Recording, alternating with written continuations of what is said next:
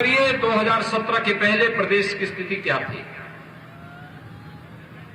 प्रदेश में अराजकता थी, गुंडागिर्दी थी, लूट खसोट थी। हर तीसरे दिन एक दंगा होता था।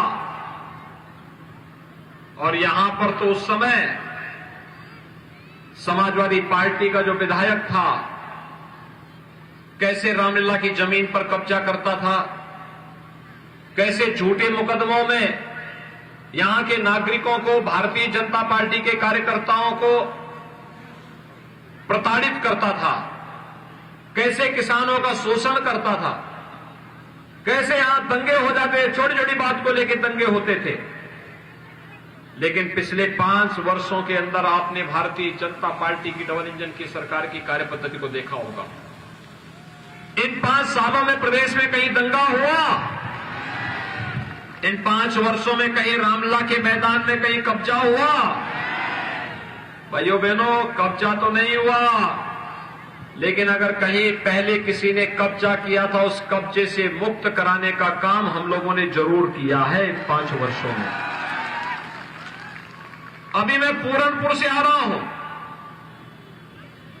इससे भी बड़ा मैदान वहां पर 2017 में जब हम लोग आए थे, उससे पहले 12 से 17 के बीच उस रामलीला मैदान में भूमाफियाओं ने सत्ता के संरक्षण में समाजवादी पार्टी के गुर्गों ने कब्जा कर लिया था। जब हम लोग 17 में आए तो हमारे यहां के 4 विधायक मेरे पास आए थे। और भाइयों बहनों, हम लोगों ने उस समय ये तय किया था कि अगर बुलडोजर सड़क बनाने का काम करेगा तो अवैध कब्जों को मुक्त कराने का काम भी करेगा। रामलीला मैदान वहां कब्जे से मुक्त है, सुरक्षित है। एक बड़ा मैदान वहां पर रामलीला के लिए भी, जहां 1 लाख की भीड़ इकट्ठी हो सकती है। और रामलीला के साथ साथ हर प्रकार के मांगलिक और सार्वजनिक कार्यक्रमों के लिए लोगों के लिए एक जगह मिल गई है, सुरक्षित जगह मिल गई है। ऐसी स्थिति पूरे प्रदेश के अंदर थी। भाइयों बहनों, याद करिए 2017 के पहले हर तीसरे दिन एक दंगा होता था, कर्फ्यू लगता था, महीनों कर्फ्यू रहता था, बाजार में बमबाजी होती थी, व्यापारी परेशान रहता था, महिलाएं असुरक्षित रहती थी, बेटियां स्कूल नहीं जा पाती थी। लेकिन 2017 के बाद आपने देखा होगा, अब उत्तर प्रदेश में कर्फ्यू नहीं लगता, अब दंगे नहीं होते, अब बमबाजी नहीं होती। कर्फ्यू का स्थान ले लिया है कांवड़ यात्रा ने। और भाइयों बहनों, कांवड़ यात्री जब निकलता है तब बमबाजी नहीं होती, अब तो हर हर बम बम का नारा लगा करके कांवड़ यात्री निकलता है। शानदार तरीके से निकलता है, न कोई उपद्रव, न अव्यवस्था, न अराजकता, न गुंडागर्दी। भाइयों बहनों, मैं केवल आपसे एक बात पूछना चाहता हूं, 2017 के पहले आपको बिजली मिलती थी? बिजली के भी उस समय जाति हुआ करती थी, बिजली का भी उस समय मजहब हुआ करता था। बिजली की जाति और मजहब पिछली सरकारों ने तय कर दिया था। ईद और मुहर्रम रहेगी तो बिजली आएगी, लेकिन जब होली और दीपावली आती थी तो अंधेरा रहता था, अंधेरा रहता था। इस पूरे क्षेत्र को तो सपा सरकार ने, बसपा सरकार ने डार्क जोन बना दिया था। प्रकृति ने आपको अच्छी भूमि दी, अच्छा जल संसाधन दिया, लेकिन बिजली न देने के न कारण अंधेरे में रहने के लिए लोग मजबूर थे। आज भाइयों बहनों, बिजली की न कोई जाति है, न मत है, न मजहब है, सबको बिजली, पर्याप्त बिजली, निर्बाध बिजली के लक्ष्य को प्राप्त कर दिया। बिजली आ रही है ना? मिल रही है ना? अब तो बिजली के लिए आपको इंतजार नहीं करना पड़ता है ना। ये है नया उत्तर प्रदेश। कोरोना कालखंड में आपने देखा होगा, इस सदी की सबसे बड़ी महामारी है, सबसे बड़ी महामारी। दुनिया के अंदर लाखों लोग मर गए हैं, लेकिन भारत के अंदर प्रधानमंत्री मोदी जी के नेतृत्व में जीवन भी बचाएंगे, जीविका को भी बचाएंगे, जान है तो जहान है के नारे को, संकल्प को सार्थक करने का कार्य किया गया। फ्री में टेस्ट, फ्री में उपचार, फ्री में वैक्सीन और सबको वैक्सीन। आपने वैक्सीन ली? कितने लोगों ने वैक्सीन ली है? सड़क के उस पार क्या आप लोगों ने वैक्सीन नहीं ली है क्या? सड़क के उस पार भी मुझे बताओ, वैक्सीन ली है या नहीं ली है? जिन लोगों ने वैक्सीन ली है वे हाथ खड़ा करके थोड़ा बताएं। भाइयों बहनों, फ्री में वैक्सीन, सबको वैक्सीन।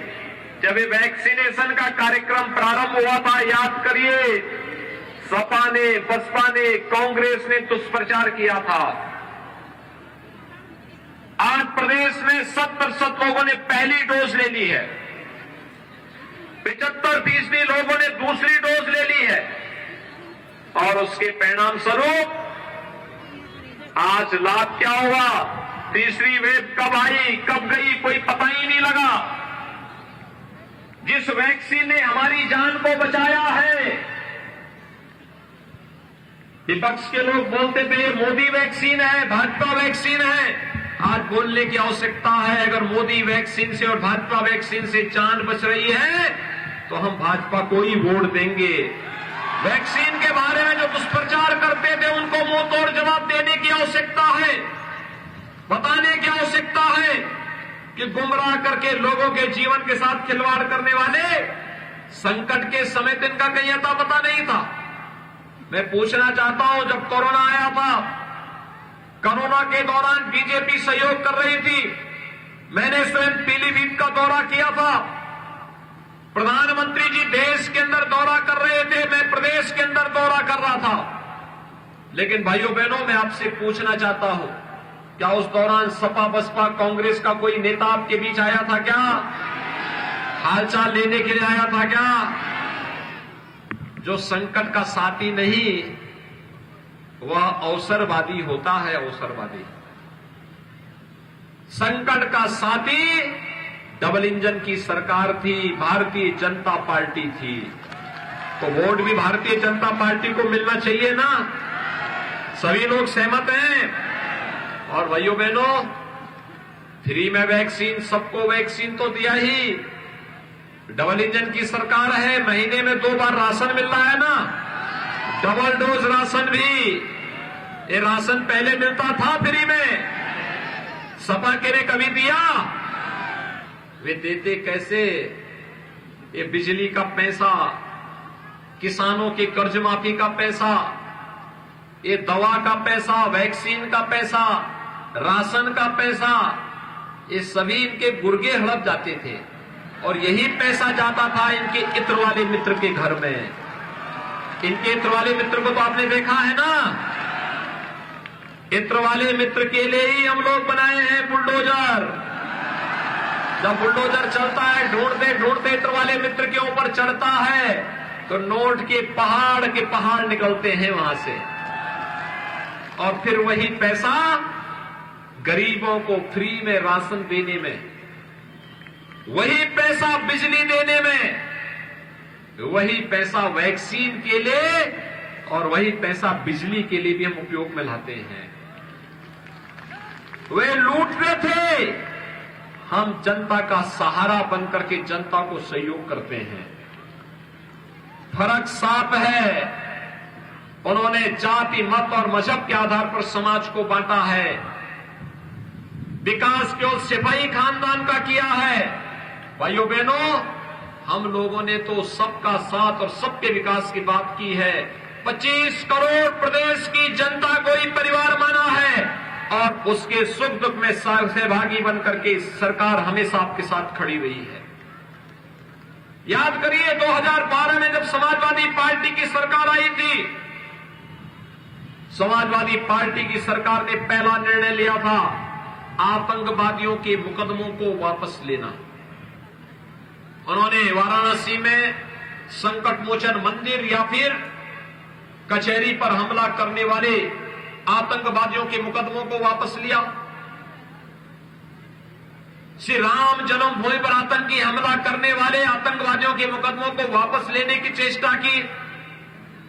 लखनऊ की कचहरियों पर हमला करने वाले आतंकवादियों की, गोरखपुर में विस्फोट करने वाले आतंकवादियों की, कानपुर में सीरियल ब्लास्ट करने वाले आतंकवादियों की, बिजनौर में विस्फोट करने वाले आतंकवादियों के मुकदमों को वापस लेने की कुत्सित चेष्टा की थी।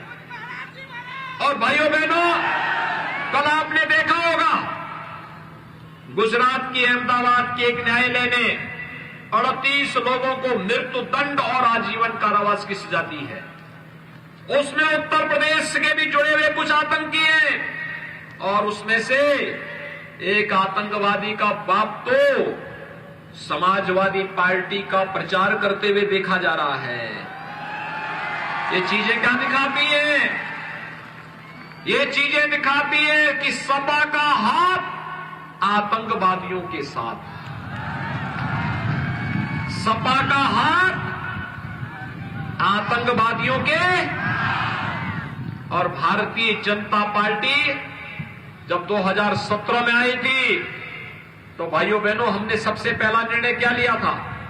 हमने पहला निर्णय लिया था अन्नदाता किसानों की कर्ज माफी का। 86 लाख किसानों का 36,000 करोड़ रुपए का कर्ज माफ हुआ था। अकेले पीलीभीत में 45,000 किसानों का कर्ज माफ हुआ था। पीलीभीत में 45,000 किसानों का कर्ज माफ हुआ था। और आज हम 3,05,000 किसान भाइयों को प्रधानमंत्री किसान सम्मान निधि का लाभ भी दे रहे हैं। भाइयों बहनों, हमने दूसरा निर्णय लिया था बेटियों की सुरक्षा के लिए एंटी रोमियो स्क्वाड का गठन करना। हर थाने में एंटी रोमियो स्क्वाड का गठन हुआ। आज प्रदेश में दंगे नहीं होते, महिलाएं सुरक्षित हैं, कानून का राज है, अपराधियों के खिलाफ कार्रवाई की गई है तो एक कानून का भय अपराधियों के मन में है। लेकिन समाजवादी पार्टी की सरकार के समय तो समाजवादी पार्टी सत्ता की शागिर्द बन करके कैसे अराजकता पैदा करती थी, ये सभी हर व्यक्ति जानता है।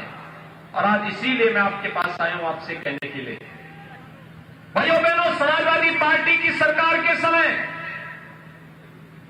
5 साल में केवल 18,000 गरीबों के लिए मकान स्वीकृत हो पाए थे। किसी गरीब को मिला नहीं था, फाइलों में स्वीकृत हुए थे। और भारतीय जनता पार्टी की सरकार के समय 43,50,000 गरीबों को एक एक मकान मिला है। 43,50,000 गरीबों को। ये जो गरीबों के मकान का पैसा है, बिजली का पैसा है, अन्नदाता किसानों की ऋण माफी का पैसा है, या फिर प्रधानमंत्री किसान सम्मान निधि का पैसा, वृद्धजनों को, विधवा महिलाओं को, दिव्यांग जनों को मिलने वाली पेंशन हो, या फिर वैक्सीन और दवा और टेस्ट में खर्च होने वाले पैसा पहले भी था। अब तो पीलीभीत में हम मेडिकल कॉलेज भी बना रहे हैं।